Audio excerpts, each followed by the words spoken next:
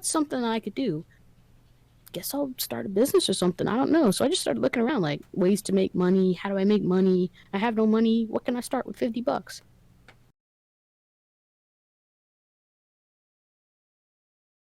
I do.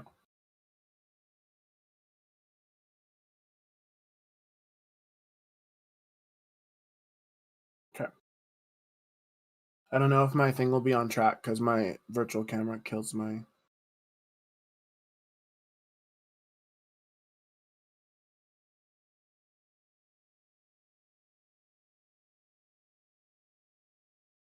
Hello, everybody. Can we hear us? Can we see us? Yes.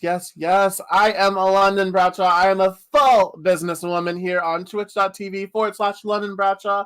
What up? We are here to talk about the professional life. So if you don't know what the professional life is, it equals being Black in the workforce. That is a 9-to-5 job, whether that be a full-time drag artist or content creator or a makeup artist, special effects, working for the unfortunate white people that we have to work for in America.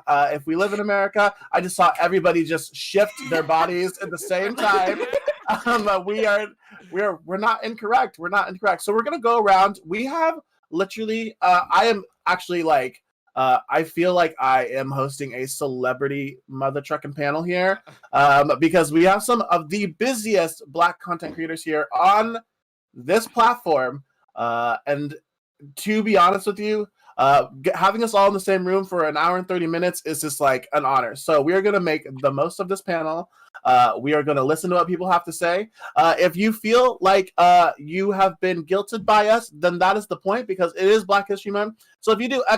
Reparations in chat, that means we can tip our panelists today because they have taken the time out of their day to be here free of charge for London Bradshaw. So make sure you pay them because I know that they fucking deserve it. So going around in a circle, we are going to talk about who we are, what our pronouns are, and then we will start with some questions. So last night I had the honor of hanging out with this bitch.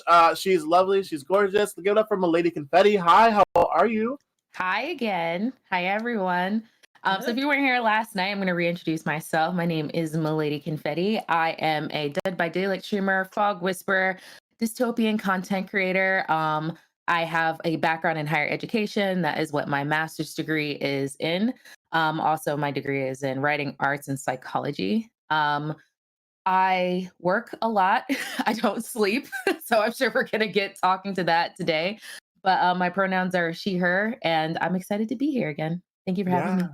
Yes, I'm so excited. I got to bond with you last night, so I was like pumped for today that it's going to be the shit. Okay, and then up next we have a lovely human who is literally making people pay reparations left and right on Twitter. It is I am Brandon. How are you, my friend? Hello. Hi, everybody. Hi, I'm Brandon. So I work for Reverb Games. I'm the influencer relations manager there. I also am a content creator, so I stream on Twitch and trying to do stuff on YouTube.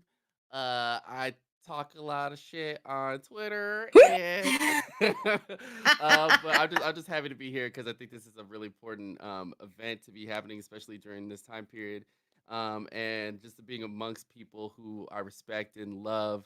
It's really awesome to be here. So it's me. Oh, pronouns he, him for me, myself. Awesome. Well, thank you again for being here. Again, these are some of the busiest people I know on Twitch, slaying the game in the Black community. Up next, we actually just kind of met like not even a couple months ago. And she is a special effects makeup artist, which she can talk about herself. But I'm glad that I rated you and found you because you are probably one of the coolest people I've ever talked to. You're just like, Cardi B status. Give it up for Sushi Monster. Hello, my love. Hey, ladies and gentlemen. I'm Sushi Monster. I am a professional makeup artist in film and television, also a content creator on Twitch. I also talk a lot of shit. I am a they, them, but any pronouns, he, she, whatever. I don't really care. That's what I do. I play a lot of like horror games and like scary aesthetic type things like that. And then sometimes Stardew Valley because I like to shake it up, make things not make sense. Yeah. Awesome. Well, I'm glad to have you. I'm glad to have you. Thank you for being Thank here. you. We're gonna be hanging out later today as well, so I'll introduce you That's again right. then. That's right. And then you gotta have one of the busiest family members in my life, my sister. Hello, hello. It is who Tasha. Who? What up? How are you? Hello, hello. I'm family now. I love it. Yeah. My name is Tasha, also known as Tasha Who. I am, I guess you could say, a baby streamer now in pull-up pants. I've been in it for about 3 months. Variety of games, probably 75% of it's Dead by Daylight, but I do like Sims and I do like narrative-driven games like Beyond Two Souls. So I'm still working everything out now. And of course, my full-time job, I'm a digital marketing specialist slash free web designer, and I also do freelance on this on the side. So yes, I am very busy all the time All and the trying to time. work all of that out. And of course, I also am identify as she, her. Awesome, awesome. Well, thank you for being here. Excuse Thank me. you for having We me. definitely me. Hello. Hi. I'm Lennon Bradshaw. I am a Black digital content creator here. And a Black drag artist on Team Stream Queens. I have 2 full-time jobs. I am a server slash bartender at a restaurant. I do full-time drag and I work at Nintendo as a game tester. Do not ask me about anything about those Nintendo Directs. I had nothing to do with them, so please leave me out of it. So yeah, working a 9 to 5 job and doing drag full time is I don't sleep. My mods have to remind me to eat. Oh, and I'm trying to be a full time streamer. Well, eventually. So you got to leave that serving job. I'm tired of people the way they talk to me. We'll talk about that later, though. Yes, yes, yes. And we are here to talk about being Black in the workforce. So it is obviously COVID. Not a lot of us have the same jobs we've done before. What was so before COVID? If we're working, that's awesome. If we're not working right now, that's I want to know what you're doing. But if you before COVID or if you had that 9 to 5 job, what were we doing in our everyday life? Like, we're waking up from morning coffee, shower, teeth, run out the door. Do we have time to eat? Like, what were we doing? Whoever wants to go first. 9 to 5 job, grab groceries, get to the bank before it closes. Like, what was our daily schedule like? I want to hear it. I'm always interested. Anybody? I could go first real quick. So right before COVID happened, I was like in a weird dilemma where I had to move out of my apartment and also find a new job, like right before quarantine started to happen. So I had a month to do it, so I started looking for apartments, and then I started looking up jobs because I knew I wanted to get out of my previous job before. And I took the chance when I saw the Reverb Games position open, and it said it was gonna be in California. And I remember I was trying to be really sneaky about it. It's like, okay, I gotta fly to California and see what's gonna happen. I did the interview there, and I was like, I do not like the area this place is in. It was in a really small town in California, very let's say Republican, where I felt like I was Mm-hmm. not going to fit in there, but I knew I really liked the job. And something in me just said, you know what, whatever happens, you'll figure it out somehow. You'll figure it out somehow. So I got the job, and then it came the dreaded talk of, okay, so you want to move down here? And I was like, uh,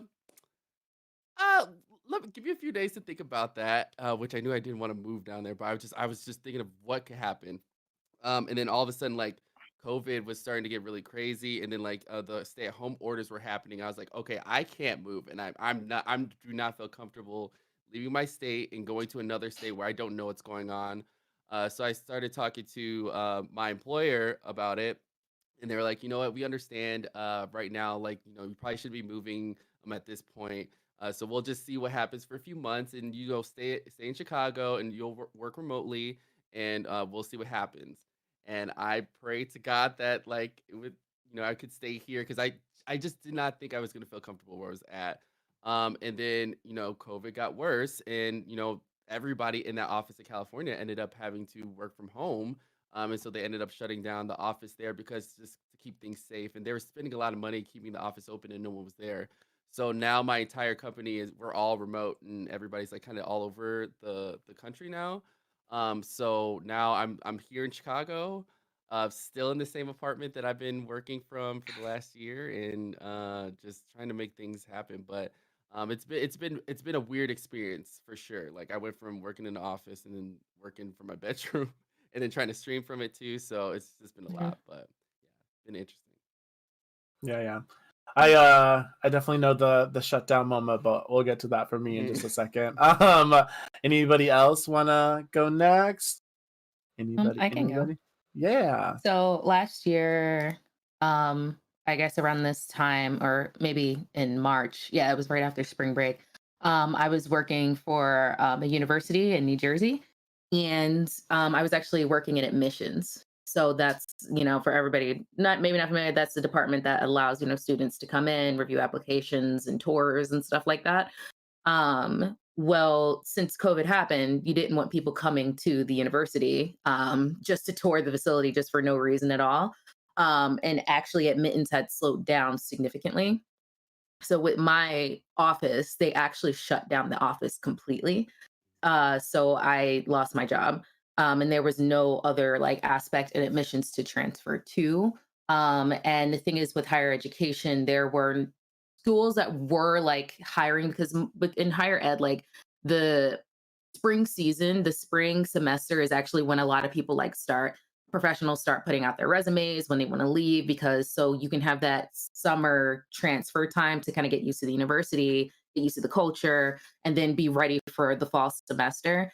Um, so a lot of places were hiring. So like when I lost my job, I immediately started sending like applications and out and stuff like that. And I did get like a lot of interviews and got to the final round, but often the positions were canceled because, they didn't want people coming to the university, because my background is in residence life. So for anybody who's ever stayed on campus, if you've had an RA, if you had a resident director, like, so I would be applying for like the resident director or the coordinator positions. But residence life literally requires students to be on campus. And last year, for the most part, there weren't students on campus unless they were international students and they could not go home. And you don't need like 5 resident directors to be over the international population, which is typically smaller. Um, so I really didn't have a choice but to lean into Twitch full time. And I was actually really like surprised that I was able to make it full time, and now I'm here almost a year later, and I'm really happy. And my friend Karen, who is on Sisters of the Fog with me, because I would vent to her a lot about, because she understands the background of higher education and how like tough it can be.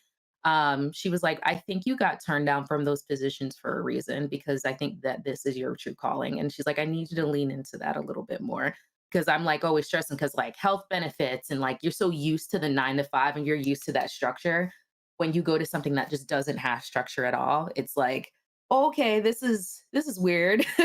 So I was just so used to my comfort zone that, I really needed somebody to be like, I think you, like, as great as that would have been to like work, because I applied to UC Berkeley and I really wanted that job. Like I really wanted to go back to UC Berkeley. Um, yeah, she was like, I think you got turned down for a reason. She's like, I think you need lean into that a little bit more. I think this is your calling. Yeah. Are you happier now though? Are you like, do you I ever am want go ahead? I am the happiest I've ever been, but this is the hardest I've ever worked. Yeah. Period. Period on Yeah. that. Tasha who? Tasha who? Yes. Do you want Um, to go ahead, I sorry. can. Well, I was just thinking before COVID, I was actually working. I'm in South Carolina. So of course, red state, conservative Christian, you get the picture. The company I work for is kind of middle ground in terms of conservatism and liberalism, but I was working actually driving half an hour to work on the highway, being in an office. Actually, I was surrounded by people who were able to work from home, and I, being a non-salary employee, was the only one of the few people that had to come into the office for a little while. And then when COVID hit, they decided, well, to backpedal a little bit. They used to say that people that were non-salary were unable to work from home because there was no way to monitor their progress, what the work they're doing. And then, of course, when COVID hit, all of a sudden we now have a remote way to clock in, clock out, bring our laptops home. So that was kind of the annoyance there. And then within a month in March, we got the call that all non-salary employees were furloughed. So I was actually out of work for 4 months between April and August. Conveniently, when the time frame suited to when they gave us the unemployment bonus of $600 a week till when it ended is when they decided to bring us back. And yeah. And since then, I've actually been working from home. I also was in the process of finishing up my bachelor's degree, which I did finish in November in organizational communications. Love Thank that. you. So, Yep, that. strangely enough, on the company's dime. So that worked out in my favor. And then, of course, I started streaming in November. And now, of course, I am still working from home, which is actually a benefit. A, because I don't have to get out of my pajamas. Two, it still comes out to be an 8:30 to 5 o'clock job, but I don't really have anybody over my shoulder. And of course, without me being in school, I do have more time, but I still do freelance every once in a while, web design, and that can be kind of a hindrance. So I'm finding myself appreciating streaming more and resenting some of the freelance stuff I do that takes up the time. So I'm also kind of in an injunction of where I'm wanting to shift and how I want to shift going forward. And of course, I'll be working from home till June, so I do still have time to figure that all out. Yeah. So that's pretty much it for me so far. Well, congrats on finishing your bachelor's. You know, Yeah, that's and not awesome. and Yeah, you. that's on great. It was especially on it the was company's later. money. Yeah, it was later Yeah. in life, but I still got it done. So, Yeah. and Hey. again, on the company's dime. Yeah. Sushi, you live in probably, I personally think, one of the busiest states in Yeah. in the content creation industry, besides suppose. California. But Yeah, New I York suppose, has a yeah. lot of people coming out of it. I didn't mean to dox you. Mhm. Sorry. No, I it's okay. apologize. I mean, there's only like 3 cities I could live in. So you know, True. it wasn't that hard to pick. Yeah. Yeah, so I live in New York City, and a normal day for me pre-COVID, um I'm a gig person, so really I just had to be ready whenever. So that could be me getting up at 3 o'clock in the morning, packing my kit and going to Astoria to film or anything like that. I also am a part-time bartender. I forgot to mention that. So a regular day for me could be me being out and about for like 20 hours. It could be like, you know, a couple times a week, just depending on what the day is structured like. Or I could have a night shoot and leave bartending and go from like closing the bar immediately with my kit, or going to a convention and like doing some cosplayers makeup. It can be really crazy. But now we're in COVID, girl, so none of that's happening. And I'm just waiting for the vaccine before I start taking gigs again. I'm really nervous about it. So I'm just trying to be as safe as possible. There are people that are doing makeup and going on gigs. I am not one of them. Also, the way things are working right now is they're not hiring people the way they were before. So like I was like 3 tier on the rung, you know? So like I'm not getting as many calls in general because they're only having like a key artist instead of having like 2 key artists and like 10 people working underneath them, which I would be like one of those. They're not like having the 10 people. And so it's just like filming right now is really crazy. So I am leaning into content creation, but on the positive side, I've had the most growth during quarantine than I've had in the 4 years of me streaming. Mhm. So like there are positives to it, you know. Yeah. I'm fun employed, but you know, I'm having a great time meeting a lot of people. So Yeah, for sure, for sure. It's definitely weird being a gig person and then losing being all a of your gig stuff. person, Yeah. it's hard. Like, It's a whole life, like in general, that's hard to explain to people. It's like, yeah, I don't know how much I make until I get my taxes. I don't know. I Yeah. have no idea. I'm a gig yeah. person. Yeah, for sure, for sure. I definitely feel all these aspects.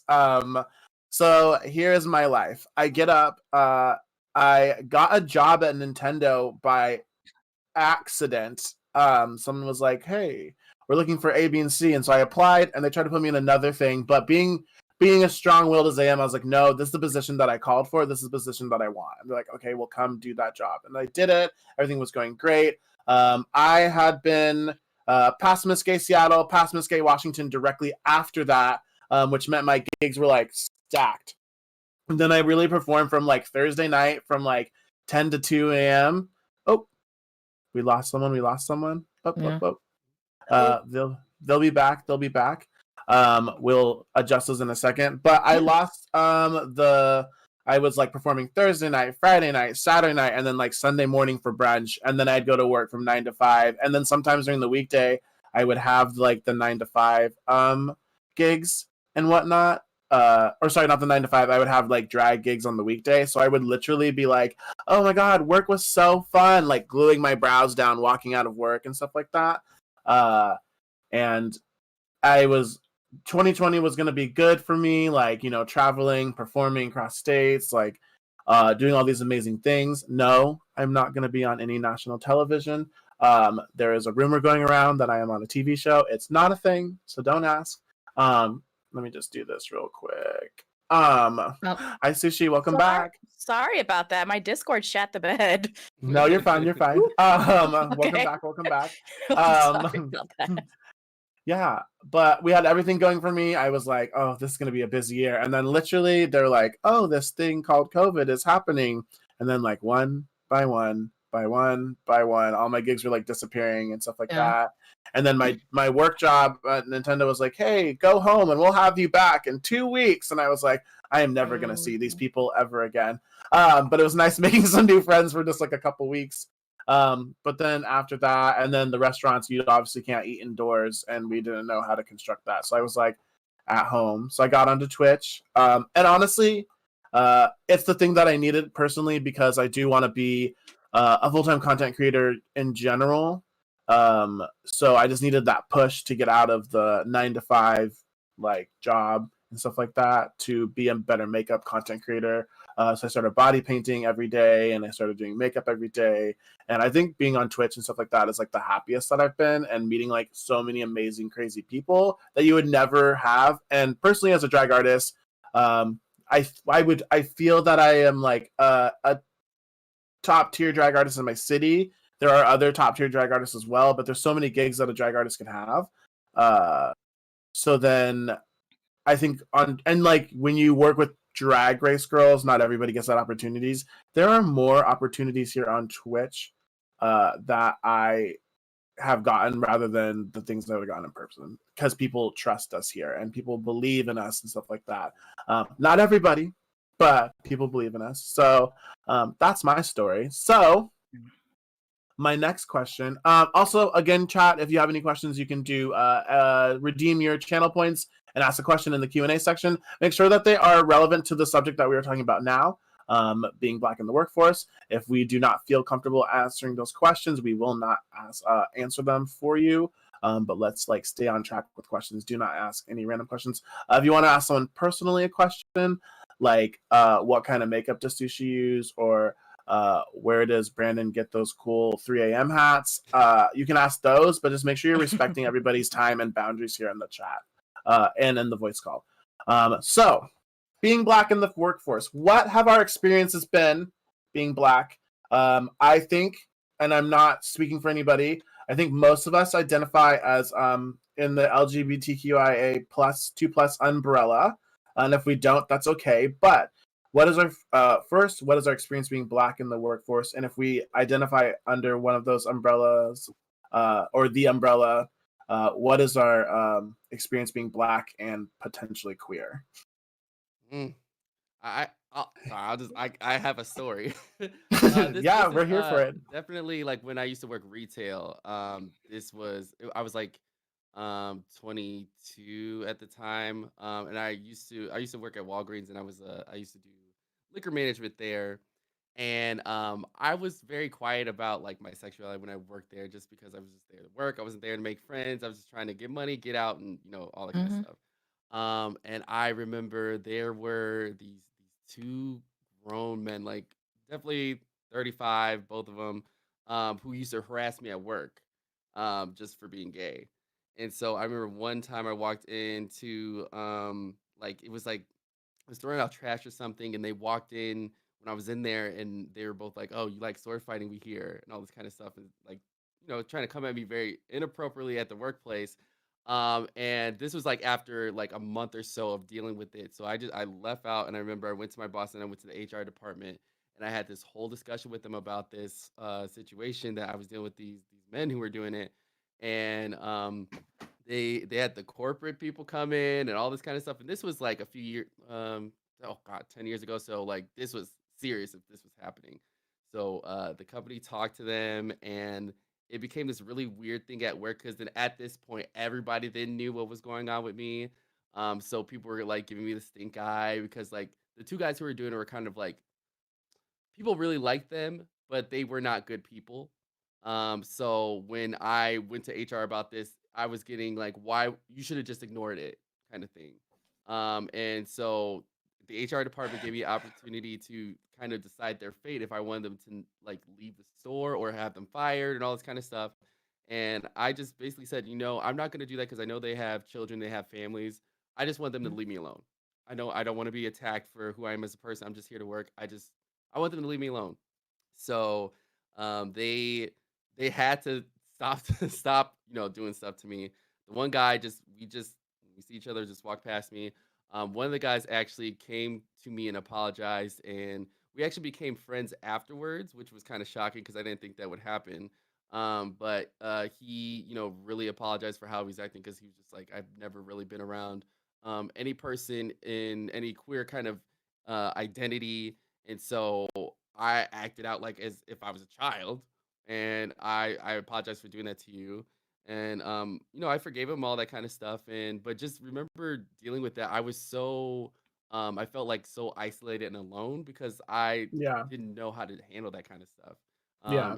It just to see someone who was much older than me just like treating me like that. It was pretty disgusting. It was yeah. That experience will always be a part of my life because after that any sort of employment place that I was in, I always made sure to be very open about who I was and to make sure it was safe for me to be there and for anybody else who was in the same position as me, not have to feel afraid of who they are to work.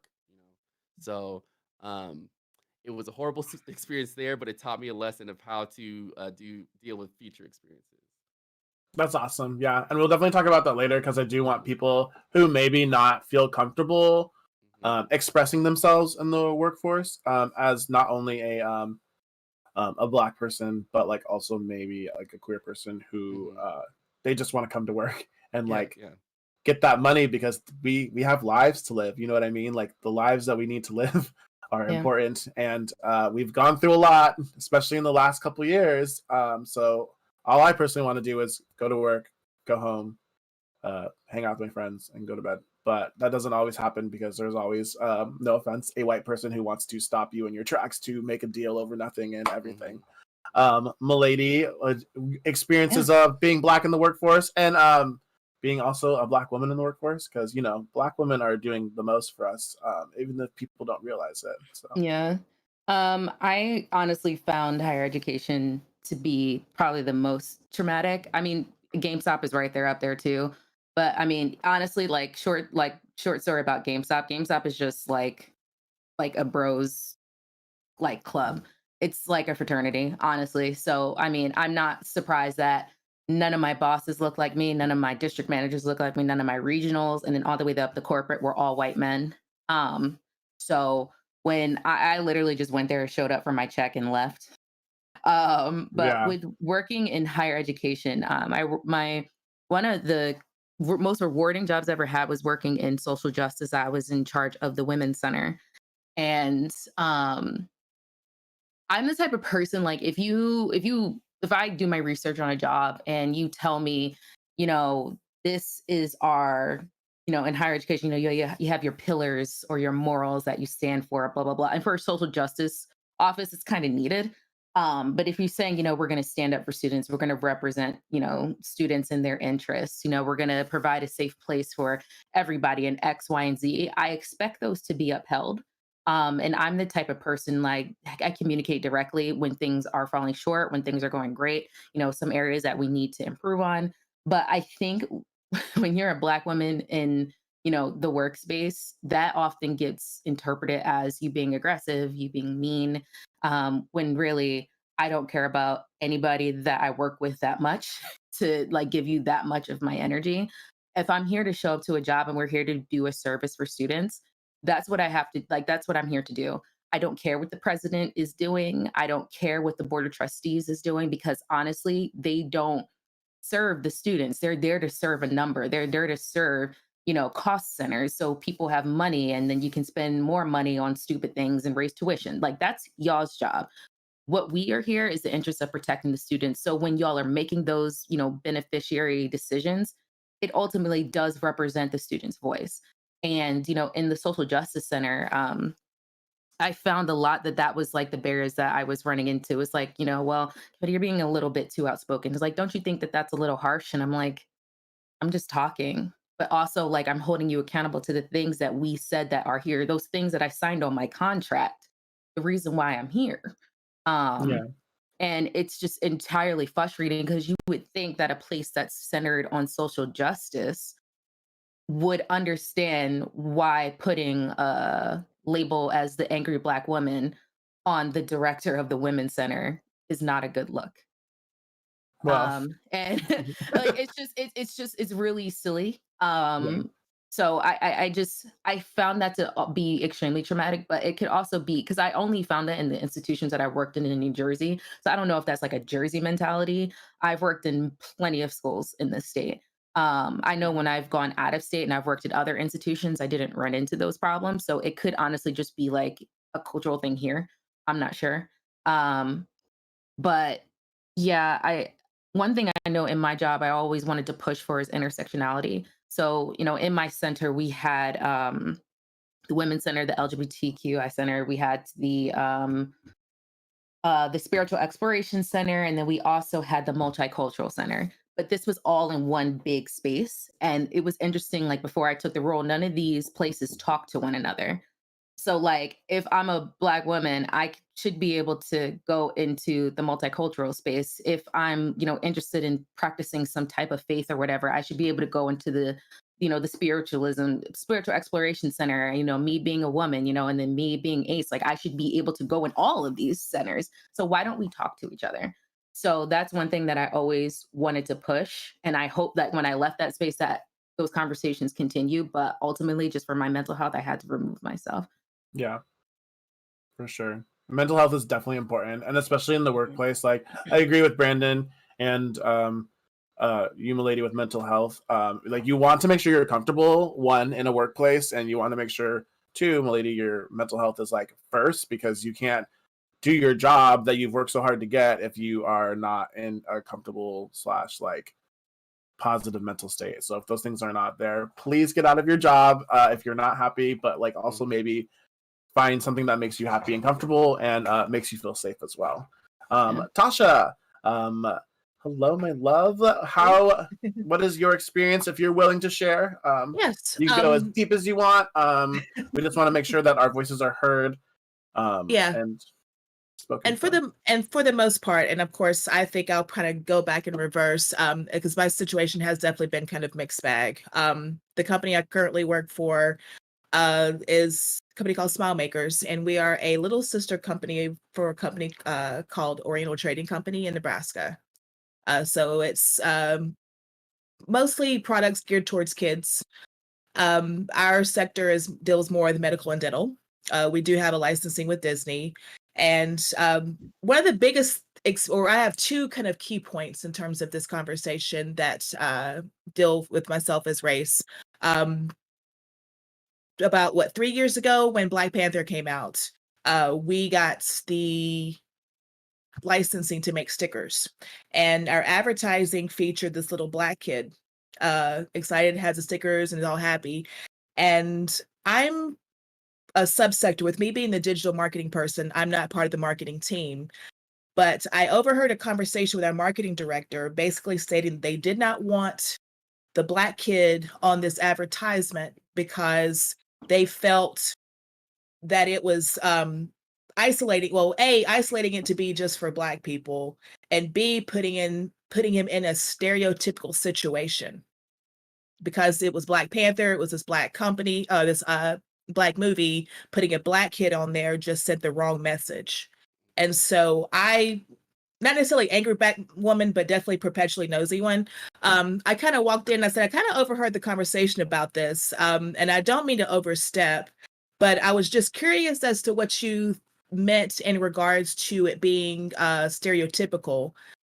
when you have a movie coming out that has been basically a global inspiration for Black people across the planet before it even hit the theaters, why would you not put a Black kid on there looking happy, holding these stickers, and send the message of that type of inspiration? And she kind of got shell shocked.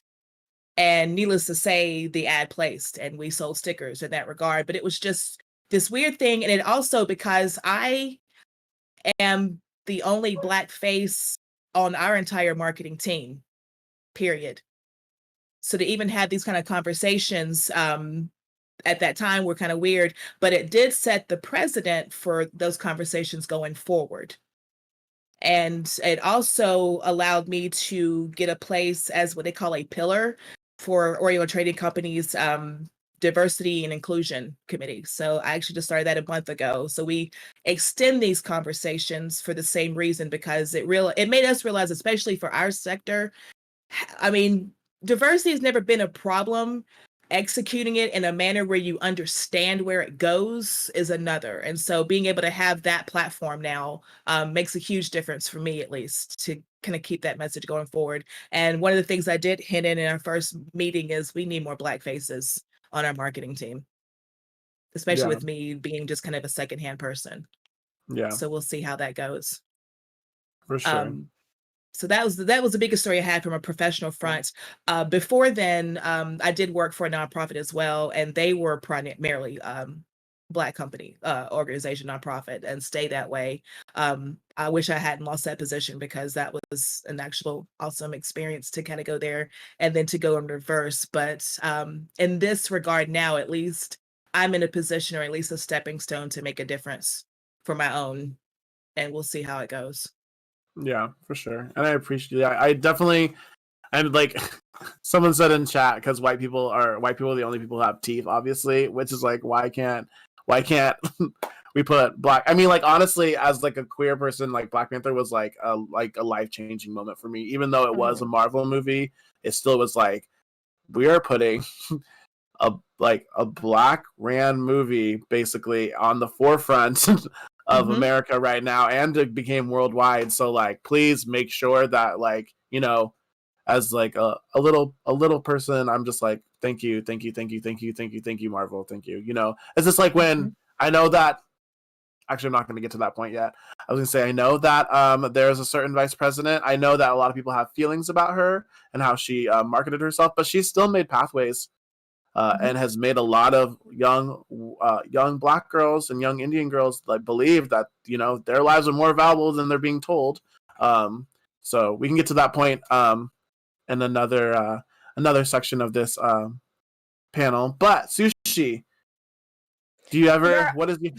I don't know. Where do you want me to start? Like, I'm old and I've been working for a long time, and I've always been this way. I used to work for Lush. I was pretty high up for Lush. I was like the district of New York like 15 years ago when I was in college, and that was problematic as fuck. No one wants to hear about how Lush is problematic. I promise you they are. Great product, terrible people. I was called one of the good ones, and I'm like, you know, I'm Black, right? I feel like I'm the sleeper cell Black person constantly. I'm like, you know, I'm Black, right? It was such a struggle and a heartbreak to get to like be fresh out of college and like positive in the world and being like, I can change things, and like finding a company that presents themselves as so like for the environment, pro LGBTQIA, pro diversity, and they absolutely are not. It like crushed me to get there and see it and be like, you're a white woman, you're a queer white guy, but you're problematic too. You're Black, but you're a pick me. And it the pick me Black people. I said it. Skirt. Oh God. And to leave, like, I left obviously. But to leave, you know, all of the like the healthcare and like the 401k and all that, it was like a big decision for me. It was tough because, you know, obviously I was young, but I was like 21, 22, and that was a company that I really saw myself working for. And I did like try to bite my tongue and make waves and like suggest things, but like it came to a point where I was suggesting things and it would get ignored or I don't know, we'll think about it. And then maybe 3 months later, I would see a campaign and I was like, bitch, you must be out your damn mind. So I left Lush and I started bartending more. And that is problematic also because you're more dealing with like racist customers. But I'm more in charge of that. So yes, I get crazy reception from some people, but I'm more in charge of like who can be in my space. If I'm like, get them out, 86, like, you know what I mean? It's better for my Yeah. mental health. Yeah. That is problematic also. And where I work now, I work for a Wall Street bar, so it serves those type of people. I also have to be like, I'm black, right? But it's a different way because I'm there so part-time. I can kind of stand it more, I guess, in a Yeah. way.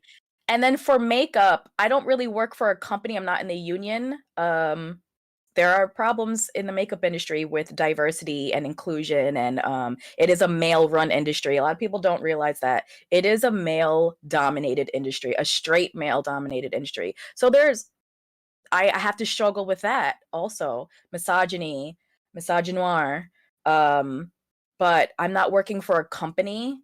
I work underneath an artist. So it's more like how I've met you and we kiki and we vibe together and you just find people that you have common ground with. It's not easy, but it's similar to content creation, how you get gigs in film and television. It's not really, unless you're in the union, that's different. I can't speak onto that.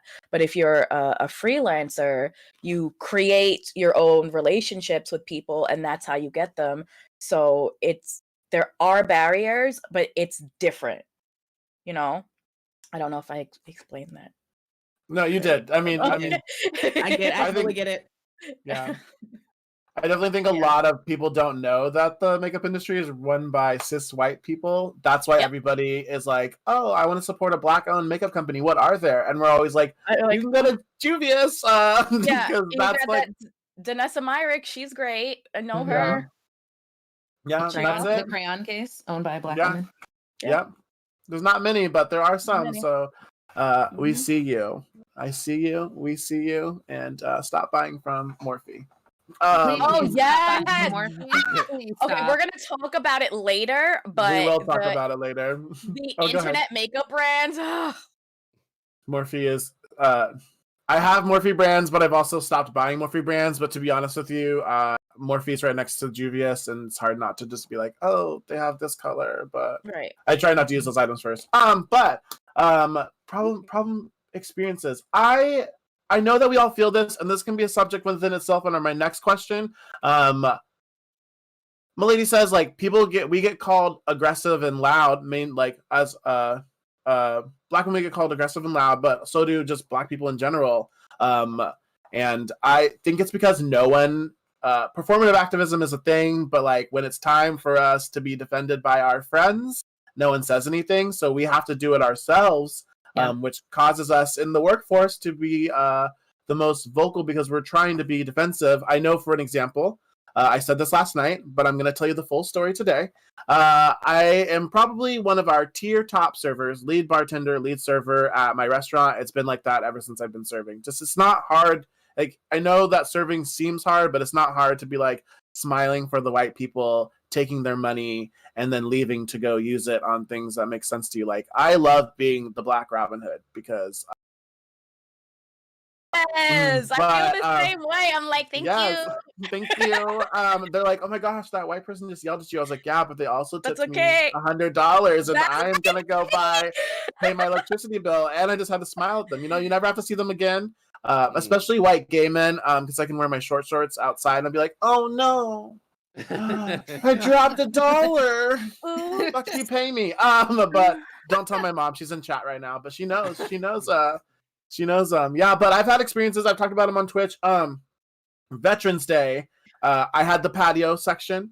And that means you have the most tables, and it's hot out there because we have heaters, like actual heaters.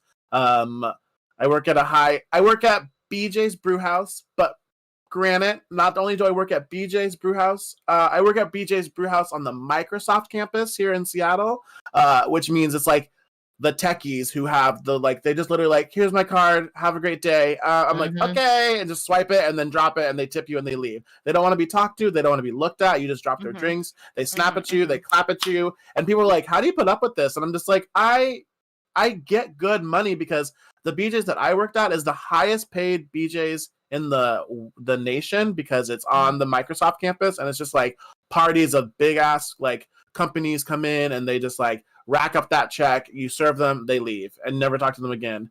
But this specific situation, I was like, I flipped a table because I was serving this group of people. You could tell that they were like the toxic cishet white guys, and they were veterans on Veterans Day. You have to respect the people who fought for our country.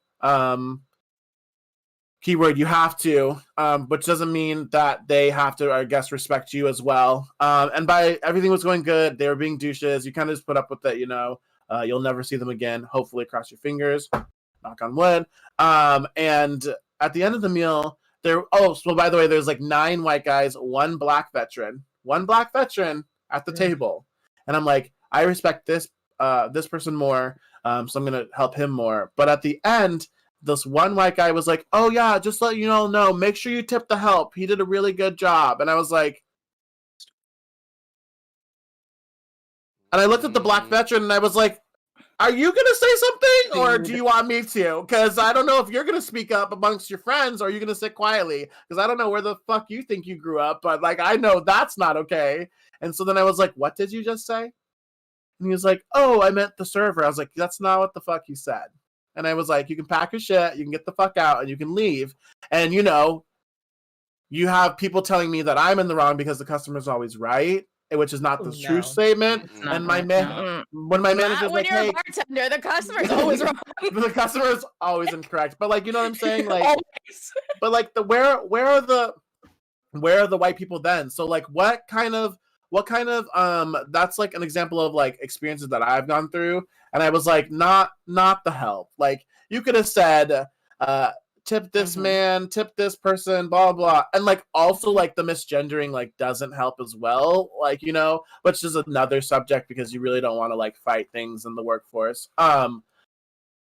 What are some things that you obviously, like, Brandon told your story, Milady, you told your story, Sushi, you've told a story, but like, what do you think about performative activism, and has it had mass effects on you in the workplace? And I know that we have some people in this chat who are ripping bitches to shred on Twitter, and I just sit quietly and I scream. I'm not mad about it. I think let your voices be heard.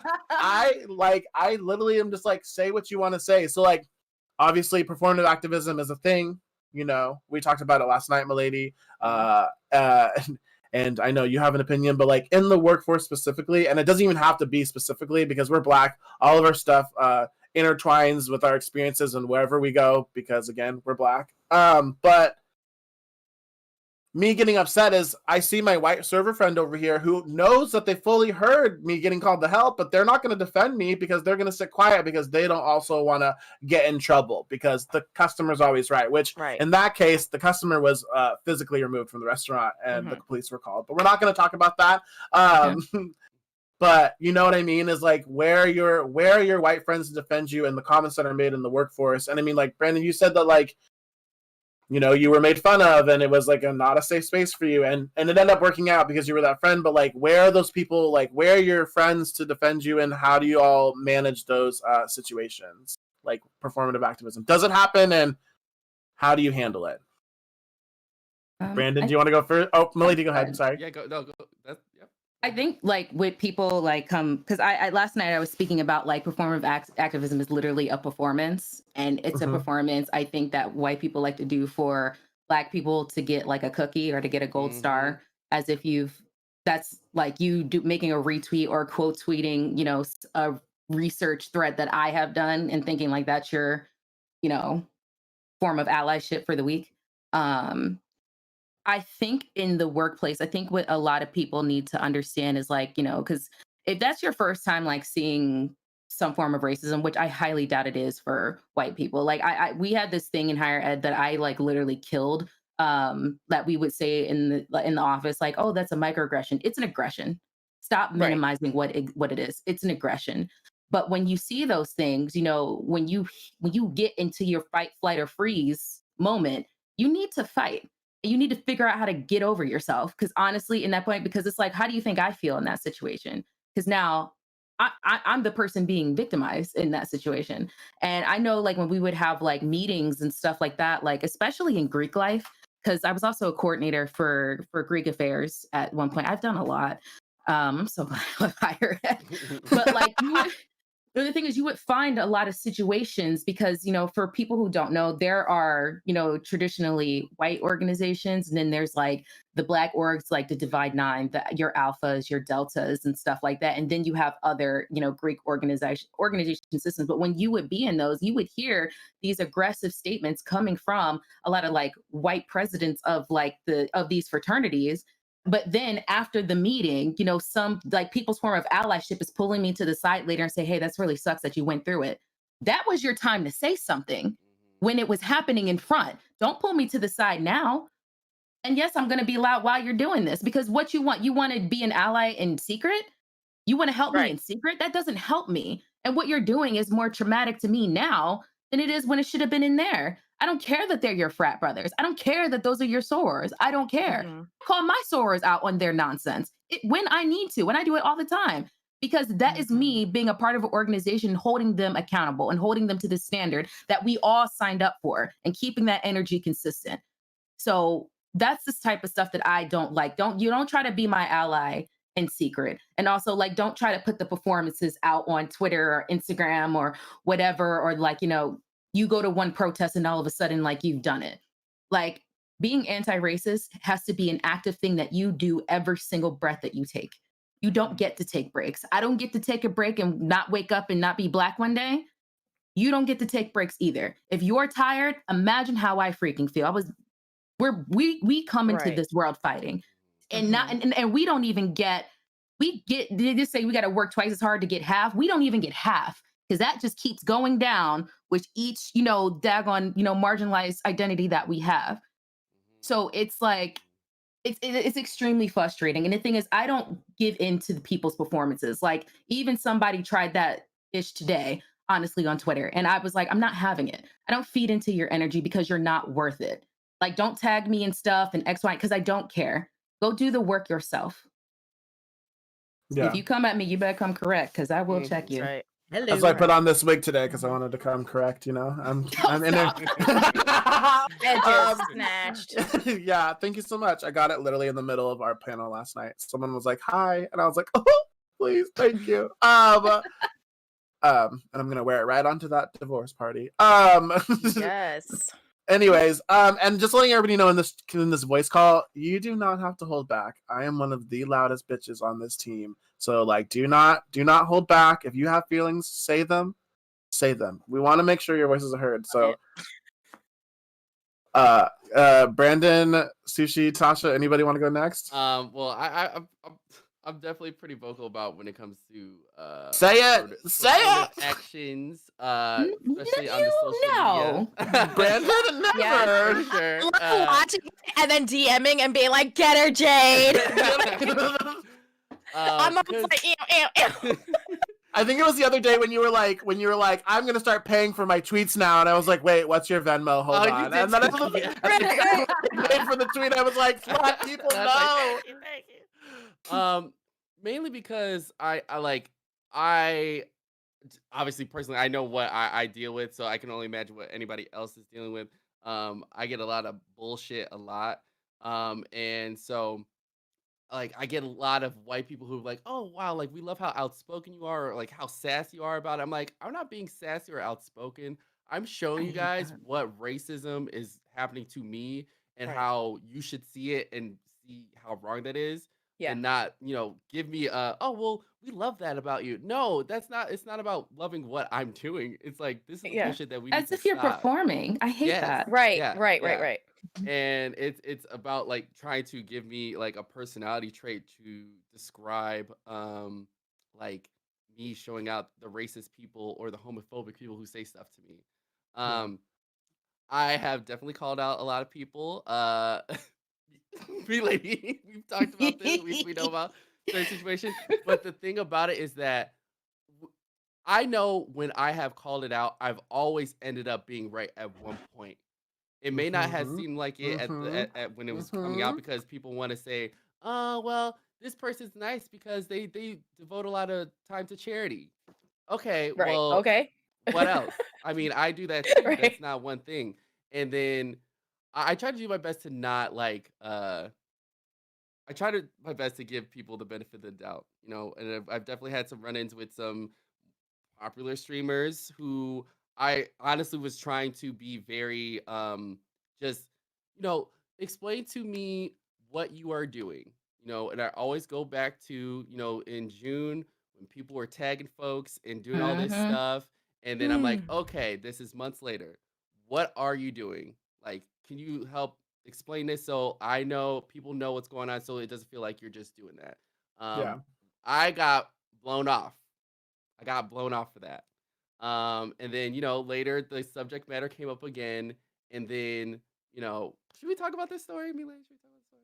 If you want to, you probably shouldn't bring up their name though. No, definitely not. No, we'll leave it out. And so Mila also did too as well. And all of a sudden, she was getting attacked for even just asking for accountability of it. And so I was like, "Oh no, I just talked to you about this a few days ago, and you blew me off, and now you're gonna go attack her for just simply asking the same thing I did too. Don't do that." So it was just it was just I just could not believe how people were like, even black people were just coming in and defending this person because, oh well, he's my friend. Oh, okay. Well, you should be the first one talking to your friend about how you should be letting us know, being more vocal about it. You have a platform that you have millions of people who you could be talking to who know what's going on. And instead of doing that, you're feeling like you're being attacked for being simply asked, what can you do for black people? Or what are you doing? Because you used us to make a tweet, to make engagement happen on your thing. I Hmm. appreciate that, but like that's not gonna pay the bills. That's not gonna get us further. When you have a platform like that, you should be able to help other people and talk about their stories and uplift them. And that's why I've always done that. It just makes me so mad to see some of these creators out there who have this platform who don't do anything with it and just are like, I've done charity. I did my thing. Yeah. That you know what I And mean? and Like, Like and it's this that is the absolves of right. mhm. doing stuff. And Yeah. it's not just one Yeah. person, you know what I mean? Like, that's what the thing about it is, like, Right. It's a when we talk collective. it's a collective, and we talk about this all the time, and people are like, "Oh, you're talking about this person." I'm like, "No, we see it, we know. We We Yeah. see know it. it." And And it's in a just so time of COVID-19, like this isn't the time to be silent. Like, yes, like yes. honestly, our social medias, our websites, our platforms are the only ways that we have to communicate and talk with each other and educate with one another. Most schooling Yeah. right now is online and digital, and bless teachers who are honestly doing the darn thing. Y'all deserve all the Yes. money in the world. Yeah. Yeah. Um, Mm-hmm. but like it's great to make those things, but it's also great, it's also good to be transparent about them when we talk about those things. But remember, like even in June, after the whole tagging, thing was happening, every single black creator who was tagged, well, most of them anyway, were saying, I hope that this energy lasts 6 months later. And they were like, Right. no, Mhm. like, what are you talking about? Like Yeah. gaslit Yep. all of us. All Yep. of Yep. us. It is Black History Month. Uh-huh. I ain't seen none of them. None Ah! of them. Not a single I one. and I mean, Uh-huh. like, I literally let. Actually, I'm not gonna say that. Never mind. That's gonna get me in But we trouble. knew, because the thing is, whiteness is very predictable. We Yes. yes. It Yes. is. We And It know. is. It's that's Like, why nothing but right. it's predictable. that's why Yeah. in It June, is. and like I feel like I talked to a lot of other black creators in June who are like, I see the support that we're getting. This is really good, but I don't think it's gonna last. And I knew that Right. like the day, like I Yeah. still had that video that I posted. I was like, it was overwhelmingly positive, but I knew that Mm-hmm. it wasn't gonna last. like the fact that I hit so many subscribers or so many viewers like during that month, I was Yeah. like starting to think that things were going to be different. And then I slowly saw the decline. I was like, Yeah. okay, well, you know what? I knew this was coming. I don't know what I The was thinking. steep decline. The steep The, decline. That the hurt. decline is Yeah. like, yeah. I Mhm. mean, like for this event alone, I was just like, I wish that, like, you know, we have so many people's, and like I said this story last night, and I'll say it again, and I really don't care if this person even comes from me in any way because they know it's true. Is obviously people in this chat or people in my friend group know that I'm pushing so hard to be like a partner on Twitch to make a black space for queer content creators, and that's all I want to do. It's not for my benefit. It will have benefits for itself. And then I made a post about it because I just hit like a certain goal of followers that I was able to achieve, which is exciting, I would think. But instead, like the people, when I was like, I want to be one of the first black drag partners on Twitch, because correct me if I'm wrong, I don't think that there either are a lot or any at I all. don't think so. I don't think so. Yeah. Perfect. We're on that track. So Yeah. like, And I've been around for a while. I'm pretty sure there Yeah. aren't. Mhm. yeah. So I want to do that and just make a space for other queer individuals of color and BIPOC individuals that don't have that space. And a person on that post was like, well, there needs to be more kings, queens, and drag artists of color who are partner. And my immediate response was, and they're like, and then they said, a lot of the partners who are drag artists are the same cookie cutter people. And I was like, first of all, you're white. Do not come to my platform and tell me that my friends who are also pushing to help me get to a goal that are partners, you just attacked all of my friends, one. And second, who are you helping as a white person of color, or like as a white person, who are you helping to get a person of color to partner? Who are you helping? Oh, wait. No one. You're not even in their chats. You're not promoting them. You're not doing these things. So please don't come to my platform. And please do not tag Twitch, the platform that I'm trying to work for. As a white person, like do not tag them, and do not send my projections forward backward because you decided to lash out, because we don't know, like, you know what I'm saying? Like, we don't know where it's coming from, or we don't know how that's going to affect me. And it's because your whiny bitch ass decided to have an opinion that was not beneficial for anybody in this, you know? And at the end of the day, it comes back to you. Yeah. Absolutely. And who do we know? I hate when people all lives matter posts. I'm like, Yeah. Oh my God. If I would have met you, I would have said you. Yes. And I didn't say you, so I didn't mean it. Like, go if you want a space, if you want to do something, then go do it with your platform. Go make it. Go make your own space. The whataboutisms, the hypotheticals. It's like the devil does not need an advocate. If they need a space, they have their own vocal cords and they could do it them damn selves. But the fact of the matter is, the space already exists for them. I'm trying to create a new one for people who relate to this. You know, and there isn't a space for that. So the whataboutisms, okay, but what about them? What's your point? You know? Yeah. And like even then, even then when that situation happened, I had literally all of my white partner friends in chat going, "Are they talking about me?" And I was like, it's do not put me in the middle of this situation. That's not fair to you. Battle. That's not a battle.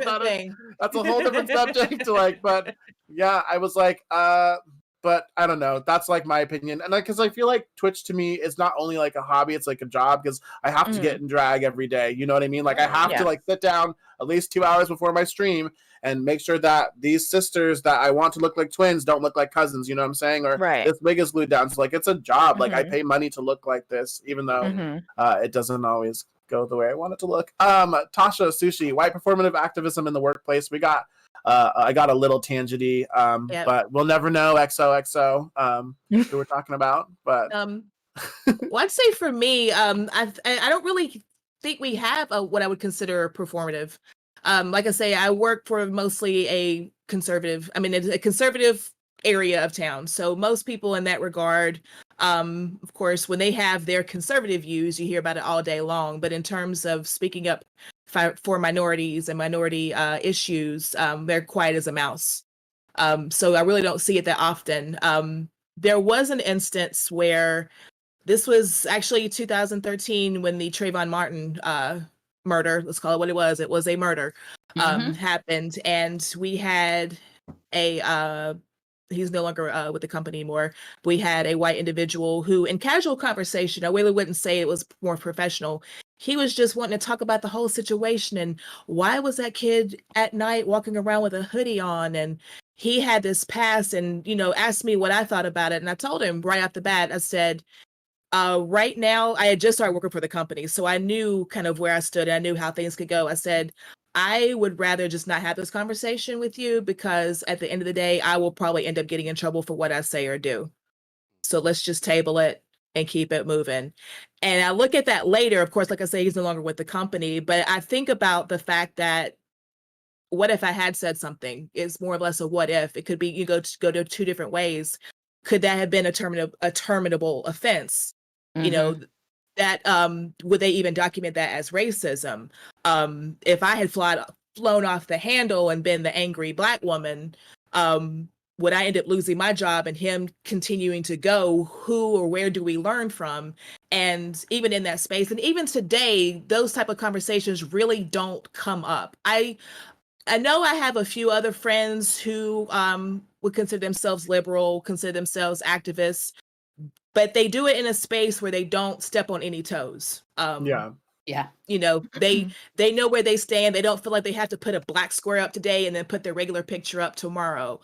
They kind of know their place. They'll ask me, in some cases, they'll ask me what I feel about things, or how to go about things. But I've never really had, thankfully, knock on wood, an instance of the fake activism, because most people usually just keep quiet. And it's either they're just too scared of what other people think, or they just don't know what to say or do. Mm-hmm. So that's pretty much the take on it for that. I kind of went a little off tangent on that one, but No, it's okay. that's Like, pretty much the basis. yeah, I definitely think that I live in a I think I live in a progressive city. Yeah. I think, but you do. I don't know if anybody else experiences like when their friends ask for education rather than assumption. So I do a lot of that in my workforce now. Is like my bosses are like, so as someone who I am not, how do you feel about this? And I'm like, well, blah blah blah blah blah. They're like, oh, Right. okay, perfect. Yep. Thank you for making your voice heard, and we will do better next time. So Yeah. I wish Yeah. there was more of that, and I know that I don't experience what a lot of people experience, which is why I'm having you all here today, because I want to talk about that. Yeah. Sushi, I know that you have. How do you handle, or you agreed with me? You are a bartender, so it's like the customer's not always right. So They're never right ever. If I'm behind the bar, they're never right. They're wrong. you fix your mouth at me, you're wrong. Get out. Yeah, same thing with you, where people will come up to me and like ask my opinion on things. Being in so many different like circles. I'm queer, I'm Black, I'm presenting as a woman. I fit so many different like demographics that usually like ideas will be run past me in terms of like if politically correct or whatever, and mostly it's met with respect. I feel like New York is very interesting in that there are conservative or Republican or just like people we don't want to hang out with. They're not our people. They do exist, but they kind of keep to themselves, and it's very easy to like not enter those spaces. Uh, so I don't have to encounter too many people that are like fake allies here. They exist. That would be ignorant for me to say that they don't. They do exist, but it's easier to avoid them, if that makes sense. On Yeah. the internet, it's a little bit different because it's harder for me to tell. I can usually tell if I meet the person, like what their aura is about, like what their energy is. It's Yeah. harder on the internet. But if I see it, I call it out. I recently got attacked by stands of a very big creator, and that was interesting. Me too. We can That's talk about always that. the fun. Yeah. The blue-haired one. And I didn't even say anything direct. I was like, interesting, sips tea, and then that went on for That's all it 48 takes. hours. Yeah. Hey. Like that's one thing that I will never understand, and how someone could have such a platform like that in such a huge way and just be like, I can't do anything about it. That's just how they are. That's just how they are. They're that way because you make them that way. Hello.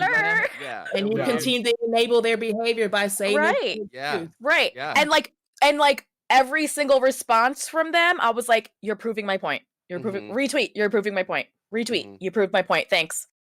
Thanks, Jane. Yeah. Thanks, Jane. Yeah. Like that's why it's just so crazy to see how like, white creators handle, I guess, um popularity compared to marginalized people, which I see it's a totally different thing. It's like I see marginalized people uplifting each other, talking about like how we can make things better. And then it's like, I see a lot of white creators who just are like, oh, well, I'm here. I got the money. I don't care. Here's the money, charity, put that in there, make an article about me, talk about me on the news. Cool. Yeah, and that's it. And they keep getting more popular. And yeah. They keep the same ones that are like, oh, we're doing this, we're doing great, we want to change the world. In the year 2020 and now 2021 on Beyonce's internet, they're still creating white-only groups while still in the same breath saying we need to make change, we need to do better.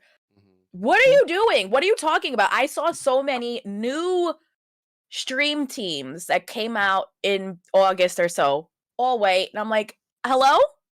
Yeah. Hello.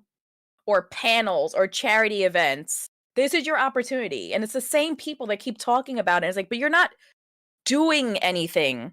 You're creating the same spaces for the same people and making the same opportunities for the same 10 creators we've all been have been shoved down our throats for.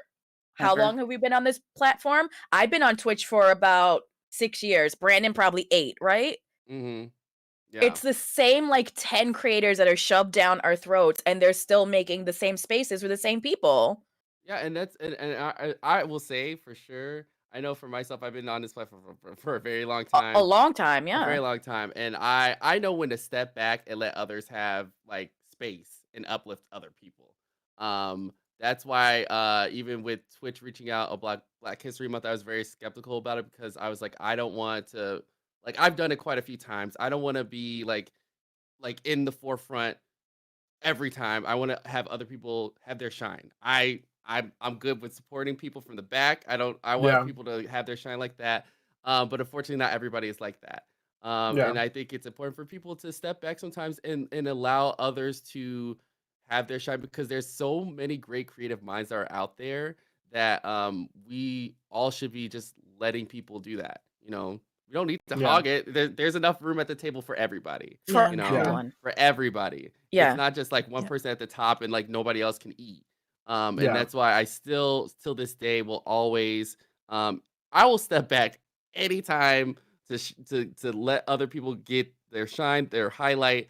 And I'm good with that because I've been I just want to see, Black queer people like thrive in this industry. Because when I started, I did not have anybody to look at, and I was like, you know what?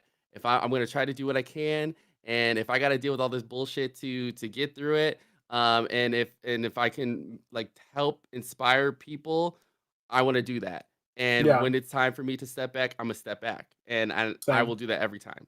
Yeah, same. I definitely feel that in the terms of like some of us have like pretty like good spaces that we've created, and like I wish people would just lift up other people more. And like not to be weird, I think this is the first time you and I have talked in person via voice call, but there was I think one time Brandon when you were like, who are some POC content creators who are drag artists? I want to shout them out. And it was just like 60 Baby London Bradshaw, 60 Baby London Bradshaw. And I was like, and then you followed me and I was like, oh my god! I was like, and that's the thing though. It's like I wish more people were serious about it. You know what I mean? Yeah, like, you were it's just like serious. You know? Yeah. And you were. There's a lot of lists that aren't serious, and it's annoying. Yeah, I wish that people who said that they were gonna be there for their friends and there for their Black friends and stuff like that were actually there. And like when you did that, I was like, okay, this.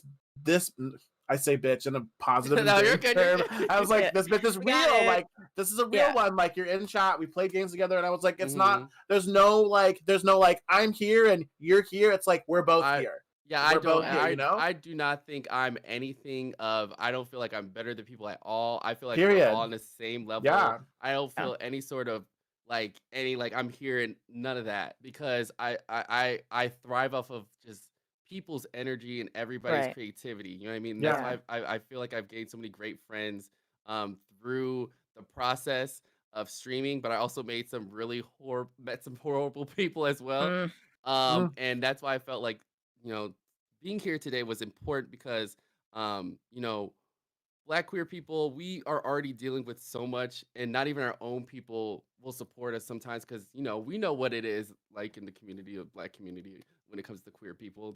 You know, I grew up like, you know, in the down low era right. of growing up and stuff like that. So, I just want to make sure that we all can just be represented in a great way. And there's so many great artists that I've recently now found so many more people that I didn't even know about, which is great. That's what I Yeah. love about learning about Yeah. yeah, Yeah. during this So And don't feel embarrassed, London. When I met Brandon at TwitchCon, I literally ran up and nearly tackled him. So oh, you're fine. it was I good. handed him a bag of soap like a weird. You were, I was you were at the expert thing, and I was like, oh my god, Brandon! well, just like I'm like new to Twitch, so I've been streaming. It'll be I think a year next year, but like when I did this, I know my worth and I know what I can make in the Mhm. spaces I make. Like in Seattle, I make spaces for other POC individuals. You'll see them later because I was like, hey, yo, I'm doing a drag convention. I want my Black friends here. They're like, we're on Mhm. our way. And I'm like, Seattle's coming. Yes. Yay. Yeah. So like I made that space, but I was just doing, I mean, obviously I didn't have a green screen. I was in my garage doing makeup on like the worst camera possible, MacBook Air, I think. And I was like, oh, maybe Right. I'll find other friends on Twitch. And then I found the Stream Queens, and then I was like, okay, but like I'm Black. Mhm. We have, and no, like this isn't even like shade toward the Stream Queens. I was like, I'm Black, and we have 60 baby Red Ivy. Great. More Black friends too. Like I need more Black friends. And I was like, okay, there's some Lady Confetti, there's Sushi Monsters, Tasha Who, there's Brandon. Like I want to be friends with these people because like Yeah. we need that inclusion because like you can't rely on white people all the No. time. Mhm. So sorry about it. Like Facts. yeah, so I know what I was looking for and I was like, great, thanks dear, I'm glad to be on the team, but I think I'm just gonna grab my backpack and go on an adventure to London, and you know what I'm saying, like Yeah. and so like another question I have for y'all is we're in the topic of Twitch. We all are streamers, we all are content creators, and like as much as people think it's a hobby, it's a job. Content creation is a job. Mhm. So what is something as an like I don't know who's necessarily watching who's Black, but for those people who are just starting Twitch or are looking for tips for something, what is it as a content creators, Black content creators or content creators of color have, what can we give, like what kind of advice can we give professionally, um, to people who are learning or are new, and we'll also take that subject and like for white people, what can you learn to not do? Yeah. And being the babyest one, I'm gonna sit back and listen to. Sorry. I think I said this last night, but on Queen's channel. But I think finding a community of Mhm. honestly Black people that you can surround yourself with. And it's even if it's not just like for like support to be like, am I crazy that I'm going through this thing? And like, we are the people who are there for each other the Right. most. Because when one of us wins, we all win. We bring each other up and we Mhm. protect each other because we have to. Um, I know, like, Ex Mira is somebody who, like, I've had to go to and be like, I don't know what I'm doing. Zombie Kills is somebody who has helped me, like, professionally develop, certain things that I need to do because a lot of the information is just not accessible out Yep. there. Mhm. And I know, like, I needed something from Brand. I'm like, I don't know anything about management. What does this mean? And, like, you literally took, like, a whole hour and just, like, sent me a, like, a book of Yeah, stuff and, like, yeah. this is what this means and blah, blah, blah. Because if we know that white people aren't going to help us, like, and honestly to Right. some extent, like, there's no creator camp on how to do stuff like that that's probably going to be Mhm. led by a white person if it does get created. So what we need, and then specifically for our brands and how we put ourselves out there, because we know how we have to be on professionally on social media is going to be interpreted differently when a brand looks at our stuff and be like, oh, you're an activist. Oh, you do this with Black Lives Matter Philly. Oh, like, you know, it gets interpreted differently. So also just how to market yourself as a Black person in the space, because, you know, my Twitter and somebody else's Twitter, you know, it's going to be interpreted differently. So Right. I think finding that community and really leaning in on that community is like the best thing that has helped me, not even just, you know, for my mental health, but also just for my growth and honestly confidence as a content creator. Yeah. Mhm. I, I'll I'll say for sure is the one unfortunate thing that you just will have to know that you're gonna deal with is that when you have a face cam on and you're streaming, that you will deal with racism just off the bat with the quickness, no matter who you are. Um, People are disgusting on this platform. There are some really horrible just trolls who just are just relentless and want to ruin what you want to do. I was definitely at a breaking point when I first started that I wanted to quit because I was dealing with a lot of racist trolls who would come into my chat every single day. Mhm. And I didn't have that strength in me to like, I don't know, brush it off or just be like, you know what, like I don't care what you have to say. But you don't ever allow someone to come in and say something to you and make you not want to do what you want to do. You know, that's why it's good to have really great mods, and then like Milady was saying, having a great community that you can talk to and be involved with already. It helps with just the self-esteem part of it, because it's just having someone coming in that you don't even know just saying horrible things to you, it does take a toll on you no matter who you are. And just having mods there. And then once you start building that community of people, it starts to turn into like, you know, everybody is vibing and the one person shows up and it's just like they try to say something that everybody stops the party and looks at them crazy, like, why are you here? Yeah. Get them out of here. You know what I mean? And once you start I building that, yeah, bye. And it's the Uh best. that's the yeah. best part. That is the best part. When you have a community of people who respect you and are there for you, and they understand that they're not going to allow anybody to ruin your space. Yeah. And I think the most important thing is that if you have such a great interest in streaming, don't allow a troll to ruin it. I don't care what it is. Don't let them do it, because if I would have stopped streaming because of like the one thing that someone said to me, I wouldn't be here today, and I don't know what I would be doing at all, to be honest, because Yeah. my life would be totally different. Right. Yeah. Yeah. Mhm.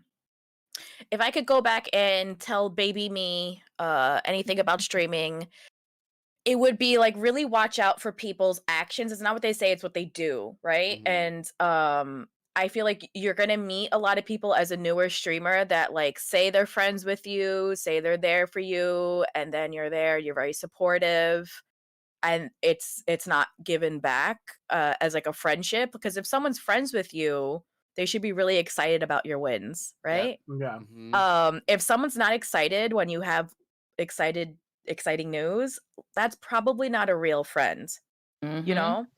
Um, and I unfortunately met too many people through content creation that really liked my support and what I could bring to the table, or whatever advice I can give them at, like from whatever my experience is, but they weren't really there for anything I was doing. And it really made me like look back at their whole like what they're giving out to the world, and I go, "Oh, okay, no, this tracks." Cuz it's Yeah. always going to track. Mhm. But just like that's Yep. just a little piece of advice. It's not even about your equipment. It's like the interpersonal relationships you're trying to make, because Twitch is really reliant upon the relationships that you make. Yeah. Yeah, you can sit in front of a camera, but um there's no discoverability. So you know, especially if you're smaller, you do depend on the relationships that you make to bring a raid over, to bring a retweet, to, you know, help moderate a charity stream. You need friends, but you got to watch out who your friends are, Yeah. Hmm. Period. 100%. because they're not always your friends. Yeah. Tasha, is there any advice you want to give? And it doesn't matter how long you've been streaming, love. It doesn't matter. We're here for all types of opinions. We've all had different experiences. Well, I've for the most part, like I've entering my 3rd month of streaming, and the majority of what you speak of, I've actually witnessed secondhand. So I honestly, at this point, it's a pure cosign from Brandon, from everybody here. I really don't have anything additional to add to it. That's okay. That's That okay. was We too just want- perfect. That yeah. was too perfect. I think being a drag artist, there's always going to be competition in the drag world. Content creation just adds a lot of more stress on there. I would say, like, let's ride the wave together. I honestly know where my growth has been, and people see it like we're not blind personally, you know? So, like, I'd rather take my friends with me that have helped, you know? So I think, like Brandon said, like, there's a space for everybody. And I just want to make that clear that everybody has a space. Not everybody wants to be selfish. We all want to make space for everybody else. So just please remember that when you're friending other people, find the good ones, like Sushi said. I think everybody has like hit the mark on that subject. I think we have about 5 minutes left, which gives us enough time to tell some white people to listen and where we can find us.